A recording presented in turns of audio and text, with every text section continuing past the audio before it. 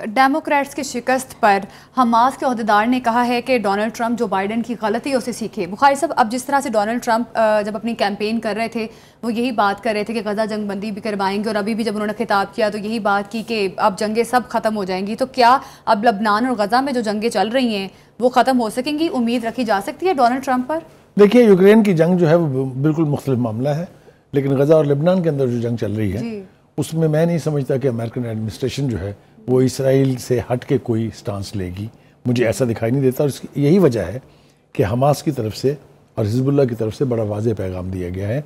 एक तो आपने बात बता दी, दूसरा वो ये कहते हैं कि डेमोक्रेट की शिकस्त जो है वो गजा पर उनके मुजरमाना मौक़िफ़ की कीमत है जो वो अदा की है जो बाइडन ने।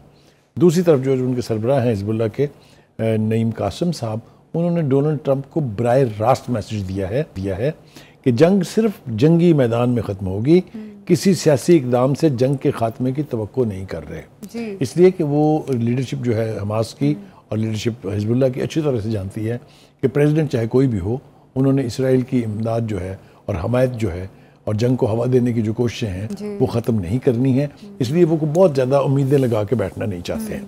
एक तरफ तो ये है। दूसरी तरफ ये है कि नेतन्याहू ने अपने डिफेंस मिनिस्टर को सैक कर दिया जनाब, क्योंकि वो उनकी इस तशद्दुदाना पॉलिसीज़ जो हैं गजा के ख़िलाफ़ उसके मुखालिफ थे, और 7 अक्टूबर के हमले के बाद से दोनों में इख्तलाफात चल रहे थे। उनके हटाए जाने की वजह से इजराइल के अंदर मुजाहरे शुरू हो गए हैं। तो ये भी आपने देखा, एक बड़ी अजीब सूरत हाल है। सॉरी। दूसरी तरफ उन्होंने देखा कि आयरलैंड ने पहली दफ़ा फ़लस्तीनी सफ़ीर के तकर्री की मंजूरी दे दी है। यानी सफारत खाना पहले ही बन गया था, वहाँ पहले उनका कौंसल खाना था जिसको उन्होंने दर्जा दे दिया सफारत खाने का, और अब वहाँ सफ़ीर जो है वो तैनात हो गया है। और हम याद दिला दें अपने नाज़रीन को कि स्टारवे आयरलैंड के अलावा 2 ममालिक हैं जिन्होंने हाल ही में फ़लस्तीनी हुकूमत को जो है और उनकी सफ़ीर को जो है वो तस्लीम भी किया है और सफारत खाने खोलने की इजाज़त भी दी है। तो एक तरफ अक्रॉस द वर्ल्ड ये पैगाम भी जा रहा है कि फ़लस्तीनियों के साथ कितनी ज़्यादती हो रही है।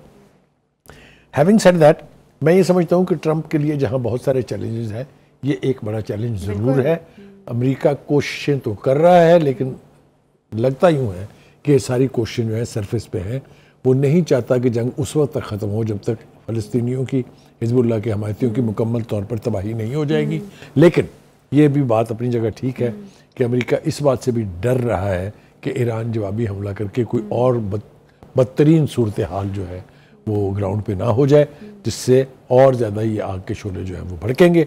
हैविंग सेड दैट, तवक्को ये करनी चाहिए कि ये जंग अब ख़त्म होनी चाहिए, जंग बंदी होनी चाहिए, लेकिन not on the conditions and the terms of Israel. बिल्कुल तवक्को यही की जा रही है कि जो टर्म्स एंड कंडीशन के बगैर ये जंग खत्म की जाए। डोनाल्ड ट्रंप ने जो वादे किए हैं सदर बनने के बाद और सदर बनने से पहले, देखना ये है कि क्या वो वादे पूरे करते हैं, क्या जंग बंदी वाले फेज़ पर आते हैं वो, ये बड़ा इंपॉर्टेंट है।